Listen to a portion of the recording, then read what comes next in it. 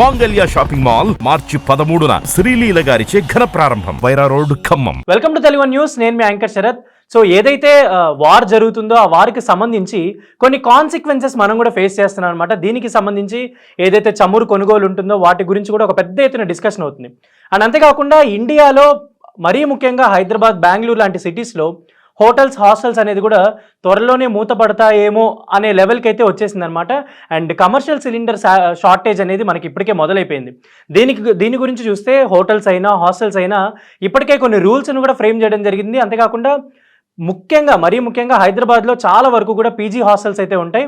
And ఈ హాస్టల్కి సంబంధించి అసలు వాళ్ళ డైలీ సిలిండర్ యూసేజ్ ఎలా ఉంటుంది, అంతేకాకుండా వాళ్ళ షార్టేజ్ గురించి కూడా మనకి చెప్పడానికి ఇప్పుడు IT corridor hostel association treasurer Vellampalli Maidar గారు ఉన్నారు. మైదర్ గారు నమస్తే అండి.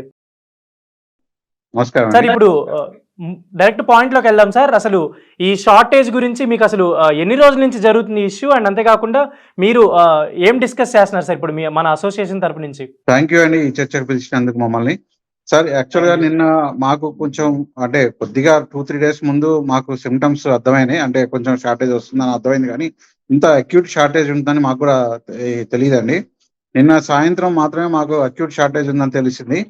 ఇమీడియట్ గా దానికి తగ్గట్టుగా మేము ఏమేం చేయాలని మాట్లాడుకొని చేస్తున్నామండి. సార్, ఇప్పుడు మీరు అంటే IT corridor hostel association treasurer గా ఉన్నారు ప్రస్తుతం. సో ఇప్పుడు మీ ఏరియా పరిధిలో, అంటే ఏదైతే ఐటీ కారిడార్ పరిధిలో అసలు ఎన్ని హాస్టల్స్ ఉన్నాయి, అసలు డైలీ మీకు సిలిండర్ యూసేజ్ ఎలా ఉంటుంది సార్? అసలు సార్, అంటే ఇక్కడ 3500 హాస్టల్స్ ఉన్నాయండి ఐటీ కారిడార్ హాస్టల్ అసోసియేషన్ లో. మొత్తం హైదరాబాద్ వచ్చేసి 11,000 హాస్టల్స్ ఉంటాయి. 10 to 11 lakhs గెస్ట్లు మా హాస్టల్స్లలో స్టే చేస్తున్నారండి. జనరల్ గా ఏంటంటే ఒక 50 నుంచి 100 మంది పట్టే హాస్టల్ కి హాఫ్ సిలిండర్ నుంచి ఒక 30 సిలిండర్ వరకు అవుతుంది. 100 నుంచి 150 ఉన్న హాస్టల్లో 1 సిలిండర్ నుంచి 1.5 సిలిండర్స్, 1.5 సిలిండర్ అట్లా గ్యాస్ ఖర్చు అవుతుందండి పర్ డే. సార్, అయితే ఇప్పుడు కమర్షియల్ పర్పస్ లో చూసుకుంటే, అంటే ఇప్పుడు మన హాస్టల్స్ కావచ్చు, నార్మల్ సిలిండర్స్ ఎవరు, కమర్షియల్ సిలిండర్స్ ఇస్తారు. సో అది మంత్ కి ఎలా ఉంటుంది సార్? ఇష్యూ ఎలా ఉంటుంది? అంటే ఎన్ని సిలిండర్స్ ఇష్యూ చేస్తుంటారు సార్ జనరల్లీ? మనకి ఇక్కడ లిమిట్ ఏం లేదండి. కమర్షియల్ మాకు ఎన్ని సిలిండర్లు కావాలంటే అన్ని సిలిండర్లు ఇప్పుడు వేస్తున్నారు. ఆ లిమిట్ అనేది మంత్ కి ఇన్ని సిలిండర్లు వేస్తామనే కండిషన్ ఏం లేదు. నో లిమిట్ అండి. అయితే ఇప్పుడు వాళ్ళు చెప్తుంది ఏంటి సార్? అంటే ఇప్పుడు సిలిండర్ షార్టేజ్ వచ్చింది కాబట్టి ఇప్పుడు అసలు లిమిట్ కాదండి. అసలు నిన్నటి నుంచి డీలర్స్ రెస్పాండ్ కావట్లేదు, ఎవరు రెస్పాండ్ కావట్లేదు మాకు. అంటే ఏం చెప్తున్నారు వాళ్ళు? అంటే ఏమన్నా మీకు ఇన్ఫర్మేషన్ ఏమన్నా ఇచ్చారా ముందుగా? మేము డీలర్స్ తో మాట్లాడినప్పుడు ఇండెంట్ లేదండి, మా దగ్గర స్టాక్ లేదు, ఓన్లీ డొమెస్టిక్ పర్పసెస్ సప్లై చేయాలంటున్నారు, కమర్షియల్ యాక్టివిటీ చేసే ఏటికైనా చేయొద్దు అని చెప్పేసి అంటున్నారండి. అయితే సార్, ఇప్పుడు మీరు ఇందాక కూడా మార్నింగ్ కూడా మనం డిస్కస్ చేసినట్టు మీరు ఇప్పుడు ఇవాళ చాలా మందికి రిప్రజెంటేషన్ ఇవ్వడానికి కూడా వెళ్ళినట్టున్నారు, కమిషనర్ ఆఫ్ పోలీస్ వీళ్ళకి కూడా. వాళ్ళ దగ్గరికి వెళ్ళినప్పుడు మీరు చెప్పింది ఏంటి, వాళ్ళ సైడ్ నుంచి వచ్చిన మీకు రియాక్షన్ ఏంటి సార్? అంటే సిపి గారి హోదాలో కలవలేదండి. సారు సిపి గారు వచ్చేసి ఇక్కడ సైబరాబాద్ సెక్యూరిటీ కౌన్సిల్ కి చైర్మన్ అండి. SCSC అని ఒక ఆర్గనైజేషన్ ఉంది. ఆ ఆర్గనైజేషన్ మా హాస్టల్స్ వాళ్ళతో కూడా కోఆర్డినేషన్ గా పనిచేస్తుంటది, అలాగే పోలీస్ డిపార్ట్మెంట్ తో కూడా పనిచేస్తుంటది. కాబట్టి సిపి గారు చైర్మన్ గా ఉన్నారు. SCSC ఐటీ కంపెనీలతో కూడా పనిచేస్తుందండి.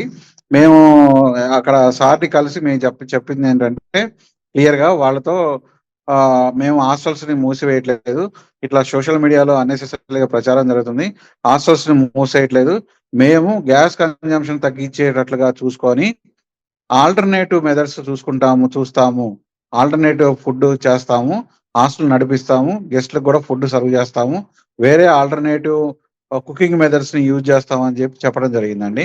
అదే విషయాన్ని ఐటీ కంపెనీలు వాళ్ళ దగ్గర పనిచేసే ఎంప్లాయీస్ కి ఇన్ఫర్మేషన్ షేర్ చేయమని చెప్పేసి మేము రిక్వెస్ట్ చేసామండి. అయితే సార్, మనకు సంబంధించిన ఒక పోస్ట్ కూడా రిలీజ్ అయింది. అయితే దాంట్లో టీ, కాఫీ గురించి అవ్వచ్చు, ఆరెల్స్ పూరి, దోశ, చపాతీ లాంటి ఐటమ్స్ గురించి అవ్వచ్చు, అంతేకాకుండా కొన్ని ఐటమ్స్ ని ఇప్పటి నుంచి కొంచెం బంద్ చేస్తాం కొన్ని రోజులు అన్నట్టు ఒక నోటిఫికేషన్ అయితే రావడం జరిగింది.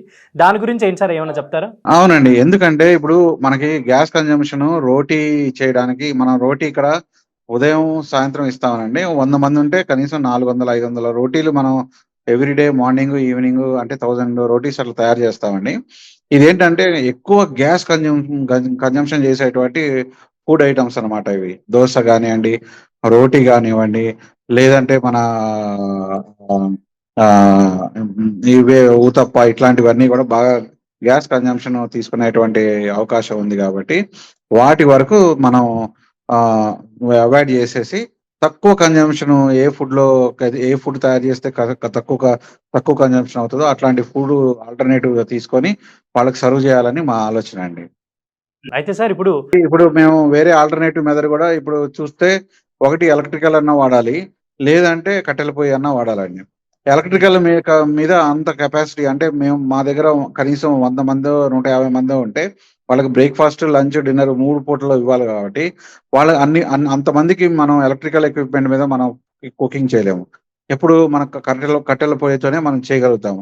కట్టెల పొయ్యిలతో చేసినప్పుడు ఈ దోశ, ఈ రోటీ లాంటి, చపాతీ లాంటి ఐటమ్స్ చేయటం అనేది చాలా కష్టసాధ్యం కాబట్టి దానికి ఆల్టర్నేటివ్ గా వేరే వేరే ఫుడ్ తయారు చేసి సర్వ్ చేయాలని అనుకున్నామండి. అయితే సార్ ఫైనల్లీ అంటే ఇప్పుడు ఏదైతే చాలా హాస్టల్స్ మీరు చెప్పినట్టు దాదాపుగా 3,500 మన ఏరియాలో, అంతేకాకుండా ఓవరాల్ హైదరాబాద్ మొత్తం మీద కూడా చాలా హాస్టల్స్ ఉన్నాయి కాబట్టి, అంటే ఇది ఎప్పటిలోపు ఏమన్నా పరిష్కారానికి వస్తదని ఏమన్నా మీకేమన్నా ఉందా? లేదంటే ఒకవేళ ఇదే కనుక కంటిన్యూ అయితే హాస్టల్స్ పరిస్థితి ఏంటి సార్ హైదరాబాద్‌లో? అదే ఇప్పుడు ఈ ఆల్టర్నేటివ్స్ కూడా ఒక 15-20 రోజుల వరకు కంటిన్యూ చేయగలుగుతామండి మేము కూడా. ఎందుకంటే 15-20 రోజులు మాక్సిమం 1 మంత్ వరకు కంటిన్యూ చేయొచ్చు మేము.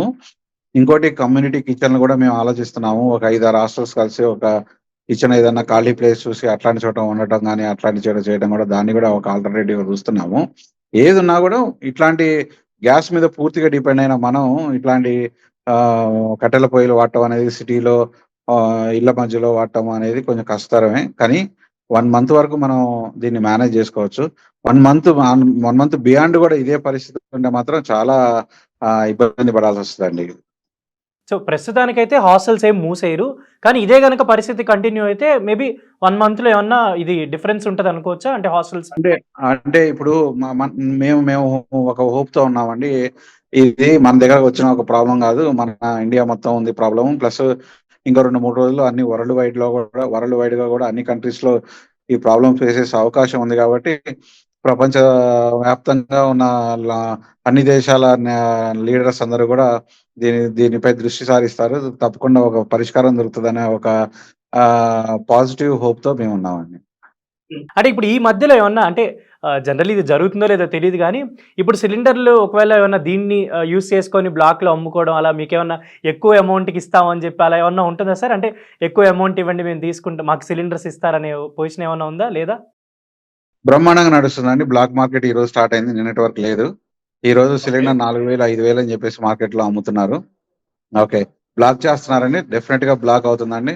మాకు ఉదయం నుంచి మా హాస్టల్ మిత్రులు ఫోన్‌లు చేస్తున్నారు. ఇట్లా బ్లాక్‌లో అయితే దొరుకుతున్నాయి.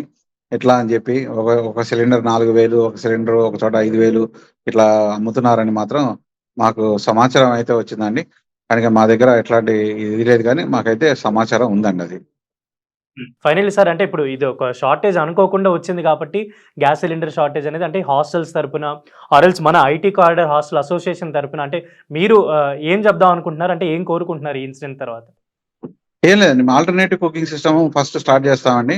గెస్ట్‌లకు ఎంత వీలైతే అంతవరకు వాళ్ళకి మంచి ఫుడ్ ఐటెమ్స్ అందించడానికి ప్రయత్నం చేస్తామండి. ఒక నెల వరకు ఆలోచి చ ప్రిపేర్ అవుతున్నాము మేము. నెల తర్వాత కూడా ఈ కండిషన్ అయితే దానికి తగ్గట్టుగా మళ్ళీ మేము ప్రిపేర్ ఎలా అవ్వాలో ఏంటనేది ఒక 15 రోజుల వరకైతే మేము ఏదో ఒకటి ఆల్టర్నేటివ్ చేయొచ్చు. 15 రోజుల తర్వాత ఇప్పుడిప్పుడే మేము కమర్షియల్‌గా ఏదైనా ఎలక్ట్రికల్ స్టవ్స్ గానీ, లేకపోతే ఇంకేదైనా బల్క్‌లో చేసే సిస్టమ్స్ గానీ ఏమైనా ఉంటే వాటికి కూడా ఎక్స్‌ప్లోర్ చేస్తున్నాము. అట్లాంటివి ఏమైనా ఆర్డర్ చేసుకొని బియాండ్ 1 మంత్ కూడా ఒకవేళ అవసరమైతే కొనసాగించడానికి ప్రయత్నం చేస్తున్నామండి. ఫైనల్లీ సార్ మీరు అంటే ఒక అసోసియేషన్‌లో ట్రెజరర్‌గా ఉన్నారు కాబట్టి, ఒక వాల్యుబుల్ పొజిషన్‌లో ఉన్నారు కాబట్టి, ఎవరైనా హాస్టల్స్‌లో ఉండేవాళ్ళు, పీజీలో ఉండేవాళ్ళు వాళ్ళేమన్నా భయాందోళనకు ఒకవేళ అంటే హాస్టల్స్ ఏమన్నా వెంటనే మూసేస్తారా? లేదంటే ఏమన్నా ఇలాంటి భయాందోళనలు ఉంటాయి కాబట్టి, వాళ్ళకి మీరేమన్నా ఫైనల్లీ చెప్దాం అనుకుంటున్నారా? అంటే మేము హాస్టల్ మిత్రులందరూ వాళ్ళ గెస్ట్‌లకి క్లియర్‌గా చెప్పేసాము. మేము హాస్టల్స్ బంద్ చేయట్లేదు. యాస్ పాసిబుల్, యాస్ గుడ్ మేము ముందు కూడా వాళ్ళకి ఫుడ్ సర్వ్ చేయగలుగుతామని చెప్పామండి. కాకపోతే దురదృష్టవశాత్తు ఏంటంటే సోషల్ మీడియాలో కొన్ని చోట్ల హాస్టల్స్ బంద్ చేస్తున్నారని చెప్పేసి ఏఐ టైపు కొన్ని పెట్టేసి చేస్తున్నారు. ఇది దురదృష్టకరం. మేమైతే హాస్టల్స్ బంద్ చేయట్లేదండి. హాస్టల్ బంద్ చేయబోము కూడా. ఎందుకంటే మేము డిపెండ్ అయింది హాస్టల్ బిజినెస్ మీద. వాళ్ళకి సర్వీస్ చేసుకుంటా మా హాస్టల్ ఇండస్ట్రీ అభివృద్ధి చెందాలని మేము కోరుకుంటున్నాం. హాస్టల్ బంద్ చేయాలని మేము కోరుకోవట్లేదు. వాళ్ళకి ఎంత వీలైనా, ఎంత కష్టమైనా, ఎంత నష్టమైనా వాళ్ళకి సర్వ్ పూర్తిగా వాళ్ళకి సహకరించి వాళ్ళకి ఫుడ్ సర్వ్ చేయడానికి ప్రయత్నం చేస్తామండి. థ్యాంక్ యూ అండి. థ్యాంక్ యూ మహేందర్ గారు. అండ్ చాలా షార్ట్ నోటీస్‌లో మీరు జాయిన్ అయ్యారు. అండ్ డెఫినెట్‌లీ మిమ్మల్ని సూన్ తొందరలోనే కలుస్తాను sir. Thank you so much. Thank you very much అండి. Thank you for your invitation అండి.